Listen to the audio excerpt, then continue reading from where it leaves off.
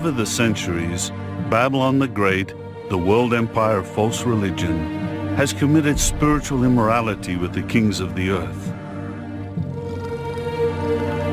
In the near future, these religious leaders could very well have a part in causing people to say that they have attained a measure of peace and security. What happens next? Jehovah will put it into the hearts of the nations to empower the United Nations to attack Babylon the Great. The Great Tribulation starts at this point. However, this will not be the attack of Gog of Magog on God's people.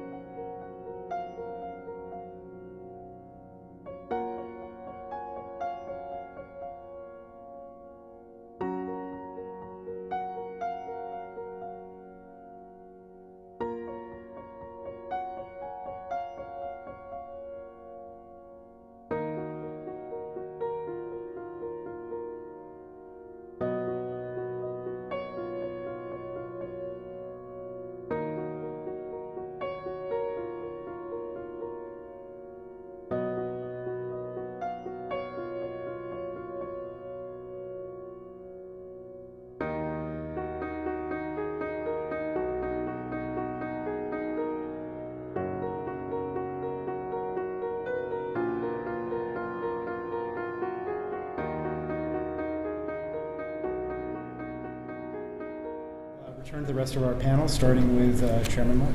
Excuse me for bailing on you. Good to see you. Good to see you. Pardon me, can I remind everybody to speak up and into their microphones? The folks online are having a tough time hearing. Absolutely.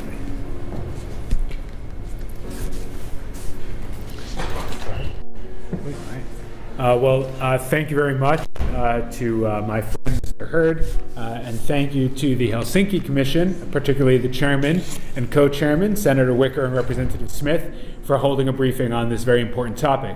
As you heard, my name is Nathaniel Hurd, and I'm chairman of the U.S. Commission on International Religious Freedom, or USCIRF, as we are affectionately known. A quick word about USCIRF. USCIRF was created in 1998 by the International Religious Freedom Act. You heard a bunch about that just before, commonly known as IRFA. IRFA also created the State Department's Office of International Religious Freedom, as well as the position of Ambassador at Large for International Religious Freedom. We are very pleased that President Trump has nominated Governor Brownback to that position. It's a position that ought to be filled, and we do hope that the Senate will end its delays and swiftly confirm him to this critical position, as Ambassador Kozak said. We at USCIRF are tasked by Congress to monitor and review religious freedom abroad and to make policy recommendations to the President, Secretary of State, and Congress. To that end, Nathan's question was very germane in thinking about what are the things that actually work. If I could just digress for one moment on that and say that another thing, especially just coming back from this Uzbekistan trip, been very much on my mind, not just thinking about which policies are the big policies that are most effective, but what are the very specific things you can ask them to do that are doable, that you can really get. And so just to finish that thought with a specific example in Uzbekistan. So Uzbekistan, the government recently approved for 3,000 more copies of the Christian Bible to be printed in that country and distributed. but that's not enough, right? Can they do more, right? You can ask them, can we have 3,000 more? Can they register, not just open up registration, that'll take time, but can they register one church in an area that has no churches? It's a very large country. Typically, Christian preachers are not allowed to preach in the Uzbek language, and not even allowed to have somebody doing simultaneous translation next to them. Can they allow perhaps preaching? And they do that, of course, to prevent the religion from spreading. But these are things that are very specific, very concrete, and relatively small compared to the big things that we also need them to accomplish. And so that helps, and I say that in the context of talking about our mandate to make recommendations, which include the kinds of things that Nathan was asking about, but also thinking about recommendations to the U.S. government to ask for very specific and concrete things that are doable. In any case, as part of our mandate, the other thing we do that you heard about is we make the recommendations to the State Department for CPC designations, countries of particular concern, in April, along with the release of our annual report, which is out every year on time by the legislatively mandated deadline. We recommend 16 countries for designation as CPC because we believe they meet the legal standard of perpetrating or tolerating, quote, systematic, ongoing, and egregious, unquote, violations of international religious freedom. Religious freedom in the OSCE region is always a concern for USCIRF, and of course, as I just said, it's at the forefront of my mind because I just returned a little more than a week ago from Uzbekistan. My fellow commissioner, John Ruskay, was there, as well as USCIRF policy analyst Andrew Kornbluth is with us as well. We had a very productive week, and I'll say more about that soon. USCIRF monitors a number of OSCE countries that were formerly part of the Soviet Union, as well as some others that weren't. My remarks today will be limited to just some of those, and especially the ones that we recommend for CPC designation, including Turkmenistan, Tajikistan, Uzbekistan, and for the first time in this year's report, Russia. The State Department agrees with us on those other three, and on the last, on Russia, it remains to be seen because there hasn't been, as you just heard, a new round of CPC designations since our report came out this past April. We certainly encourage the State Department to make CPC designations in line with our recommendations, which are based on a careful and thorough review of all the available information on religious freedom in those countries. And I must add, to emphasize that the State Department did miss on Monday its legislatively mandated deadline for designating CPCs. I'm glad to hear that Ambassador Kozak is on top of it, has an explanation for it, and hopes to see it done soon. And I want to echo what he said about the excellent statement that Secretary Tillerson made when they released the International Religious Freedom Report 3 months ago. It was a bold and thorough statement, and we hope that that rhetoric will be followed up with timely designations and action. It sounds like, from what we heard from Ambassador Kozak, that these should be one-time delays, right? They didn't know about the EPC, delegation of authority, and so on. So if next year we're hearing the same story, we know there's a problem, but sounds like all the things that he accounted for are things that could be settled this year and not recur next year. USCIRF also has a Tier 2 that includes countries that have severe violations and that meet with at least one element of the systematic, ongoing, and egregious standard. And within the OSCE region of former Soviet Union, our Tier 2 includes Azerbaijan and Kazakhstan. I asked about Turkey, but I'm not going to talk about that today. Unfortunately, we at USCIRF are not optimistic with regard to the outlook for religious freedom in the OSCE countries we monitor. Generally speaking, the trend has been toward authoritarian governments imposing more written and unwritten restrictions on expressions of religion. These restrictions are arbitrarily and capriciously enforced by courts that are not independent from the executive branch in their respective countries. Punishments range from police harassment and fines in the mildest cases to effective life imprisonment and death in prison by torture or starvation in the most severe. Uzbekistan, which has long been designated as a CPC by the State Department and long recommended by us, is the one OSCE country reported on by USCIRF that currently seems to offer hope for improvement, although, as I will explain, USCIRF is still waiting for more evidence on much-needed reforms.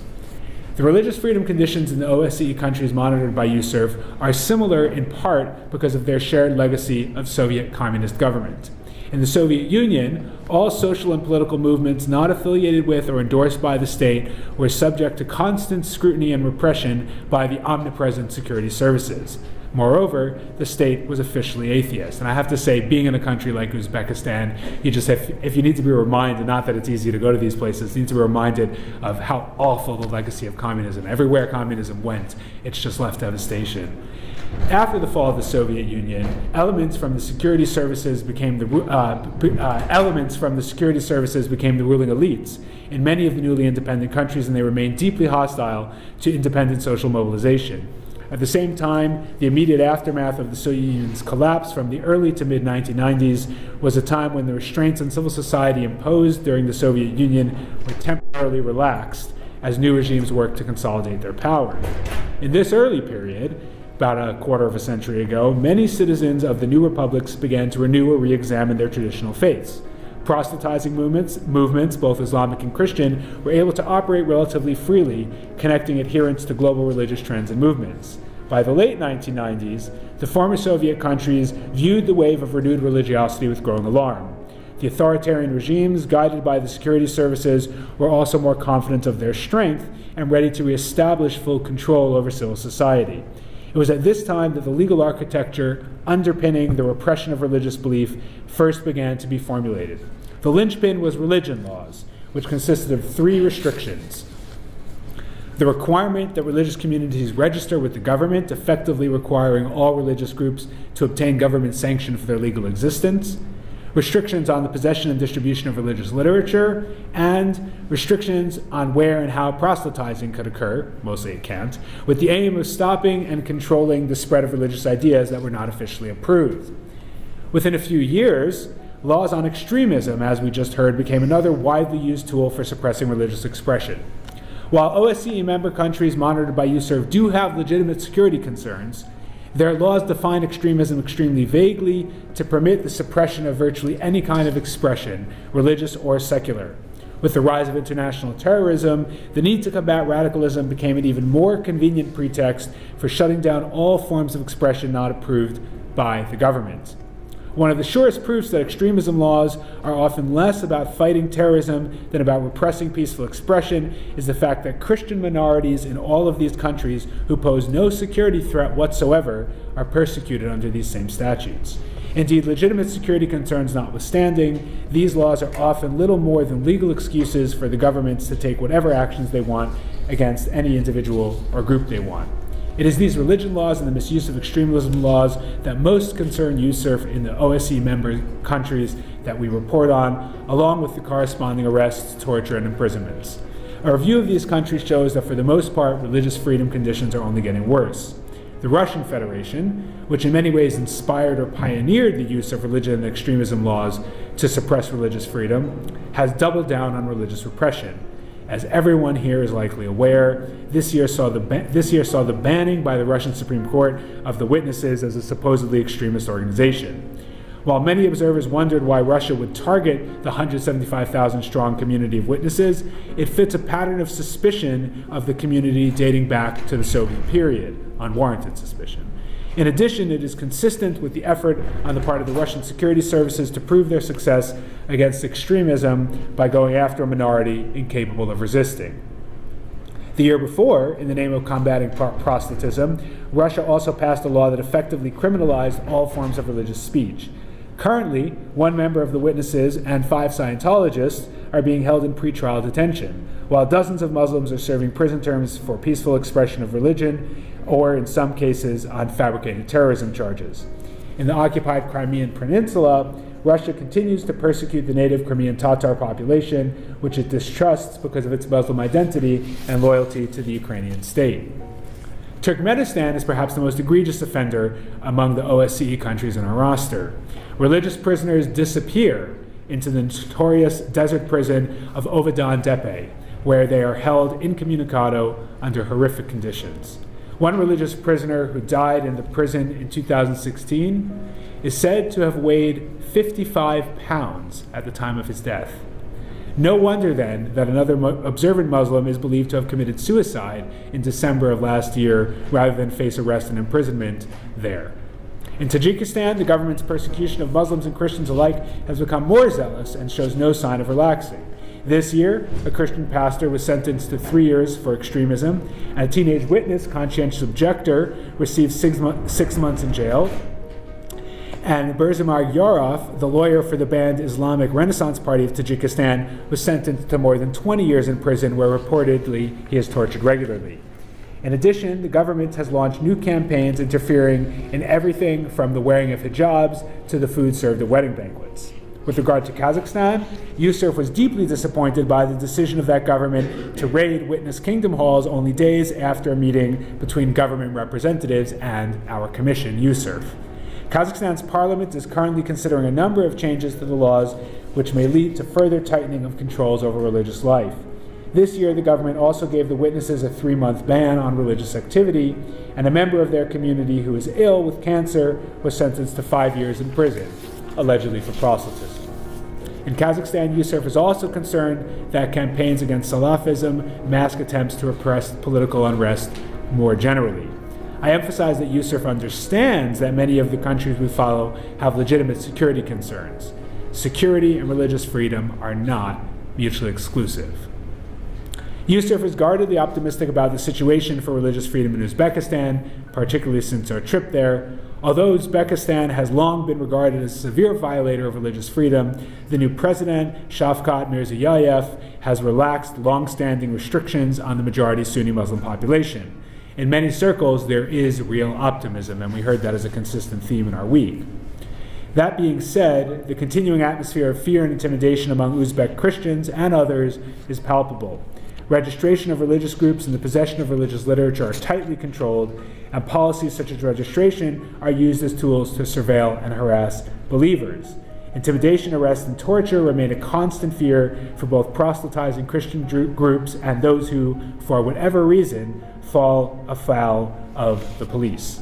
Moreover, thousands of Uzbek Muslims continue to serve long prison sentences on trumped-up charges or fabricated charges. While we are hopeful about the future, Yusuf also wishes for the Uzbek government to be more forthcoming and transparent about the substantive reforms to the architecture of religious control in that country. In conclusion, and thank you for bearing with me a little bit long, Yusuf calls on all OSCE countries to adhere to international standards of religious freedom. Although the bright spots are few and far between, we remain hopeful that even in the most egregious violators will change their practices for the better, and we are ready to engage in dialogue with any OSCE member ready to do so. Thank you. Thank you, Chairman Mark. Dr. Collins. Good afternoon, ladies and gentlemen. Thank you for coming today, and thank you especially to Mr. Hurd and the Helsinki Commission for organizing this panel to bring attention to the timely issue of religious repression in the OSCE region. In the interest of time, I will focus on the evolving situation in Kazakhstan and Kyrgyzstan, and highlight in particular my findings with the Under Caesar Sword project, which focuses in particular on Christian and other religious minorities in those across that region. I agree with Dr. Mark. I'm quite skeptical about the prospects for the improvement of the religious situation across the region.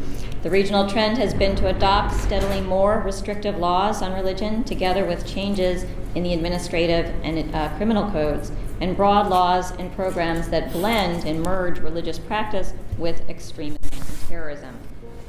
The governments in the region look to each other and Russia as justification for these changes. Russia is the trendsetter, as you mentioned. Across the region, with the partial exception of Kyrgyzstan, the legal framework for religion and the de facto implementation of these laws have in fact created a situation little better than during the later Soviet era. Thank you for mentioning that, because the parallels are really quite striking. This is true in particular for the minority Christians and for any Muslims acting independently of the state-controlled Muslim hierarchies. Kazakhstan, before its 2011 religion law, was in fact one of the most liberal religious environments in the region. Following the law, and especially since the adoption of new amendments in December 2016, Kazakhstan has increasingly curtailed religious freedom and engaged in continual violations of religious and human rights. The legal framework now includes broad provisions banning extremism, including the incitement of ethnic, religious, or social discord, which is used very broadly. Censorship of religious literature is also quite broad, banning already over 700 works. Crippling fines are imposed without recourse to court hearings. This year, police raided several Protestant churches during Easter Sunday services, and scores of Christians were harassed and intimidated. There are multiple reports of churches being closed for several months at a time for alleged legal violations. The new Kozak Ministry for Religion and Civil Society, the state media, the Muslim Board, and the Russian Orthodox Church in Kazakhstan all collaborate in using intolerant rhetoric about groups they deem non-traditional. They foment societal animosity towards those groups, and the state has created anti-sect centers which are eerily reminiscent of Soviet policy. Under its new program to counter religious extremism and terrorism, even children are encouraged to report on those praying at home. The recent turn to much harsher treatment of converts in Kazakhstan is particularly notable. For example, in late 2015, Seventh-day Adventist Ikhlas Abduakasov, a recent convert to Christianity, was sentenced to 2 years imprisonment in a penal camp. The secret police had used extensive surveillance to trap and video record Mr. Abduakasov discussing his faith in the Bible with other Kazakhs. He was charged as an extremist with inciting religious hatred against Islam. This past year, multiple others, both Muslim and Christian minorities, have faced similar charges and prison terms. Jehovah's Witness Timur Akhmedov, who I'm sure you'll discuss, was arrested, tortured in detention, and given a sentence of 5 years in a penal camp under very similar circumstances and charges. In another case targeting converts, a pastor has been charged with allowing a child to attend a religious service with his father, but without his mother's express permission. Followers of Tabligh Jamaat, another minority Muslim organization banned in Kazakhstan, are also regularly harassed, fined, and given prison sentences. The Kazakh government has recently proposed multiple new amendments in addition to those passed just last December. If adopted, these changes would further move Kazakhstan in the direction of its most repressive neighbors. Among other things, new provisions would ban teaching religion outside approved religious organizations, of which there are very few. They would further restrict sharing religious beliefs and task local government with monitoring places of worship and religious practice. Penalties for violators would be significantly higher. Kyrgyzstan likewise remains a country to watch. By comparison with its neighbors, it generally looks relatively good. But de facto, religious practice, it has been considerably more free, but legal and societal trends raise alarm. Although previously known for religious tolerance and greater civic space, the 2009 Law on Religion and 2012 amendments are much more repressive. The law criminalizes unregistered religious activity, while it has made registration far more difficult. The law still stands despite religious groups' appeals to reverse it, despite international recommendations, and despite a supposed democratization process that has been going on since 2010. This past spring, the State Committee on Religious Affairs in Kyrgyzstan proposed draft amendments that would make registration even more difficult, requiring now 500, not 200, signatures. All religious literature would be subject to mandatory censorship. The changes would effectively ban any dissemination of religious views by those not registered as missionaries, and they would restrict the private teaching of religion. The proposed amendments have the support of many in government, the Muslim Board, and the Russian Orthodox Church. Minority religious organizations have been afraid to voice opposition.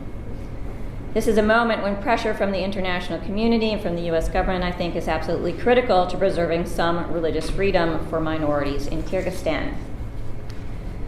Finally, societal discrimination against converts across the region continues to be high and is worth noting.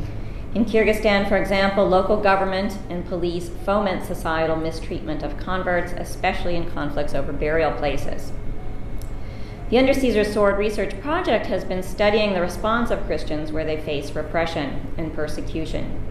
Christians' responses clearly vary with the level of repression and the realm that they have to operate in civic and public space. Their predominant strategies in Uzbekistan, Turkmenistan, and Tajikistan reflect decades of Soviet-era experience. They hide, they avoid confrontation with the state, they pray in private or in house churches, and they focus on mere survival. Others just simply emigrate. They occasionally disseminate Bibles or religious literature to friends and family, but most avoid any public sign of their faith. Yet even in these contexts, some Christians are more proactive and engage in proselytism, but they do so at enormous risk, as we've seen with the case of the Jehovah's Witnesses. By contrast, in Kazakhstan and Kyrgyzstan, where the situation has been somewhat better since independence, Christians have found paths yielding some limited success since 1991. For example, some churches have built ties with local government to pursue their religious calling through charity and social work. Church members provide care for orphans and the disabled and care for the sick and hungry. They minister to prison inmates.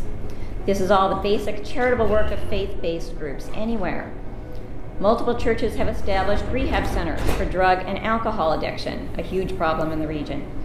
And they provide assistance to victims of domestic abuse. This is the work that the Central Asian regimes generally do not prioritize and often have limited funding and skills to do. Hence, local governments occasionally have allowed Christians to fill this important role. In Kazakhstan, Christians have also engaged in interfaith dialogues with each other and the state in attempts to facilitate mutual respect. In Kyrgyzstan, an interfaith council organized after the 2010 revolution has organized civic projects and charitable work together with Muslims to bridge differences. Much more such work is needed to reduce interfaith hostility, especially against converts. Churches have also, albeit rarely, banded together to protest unlawful arrests and torture.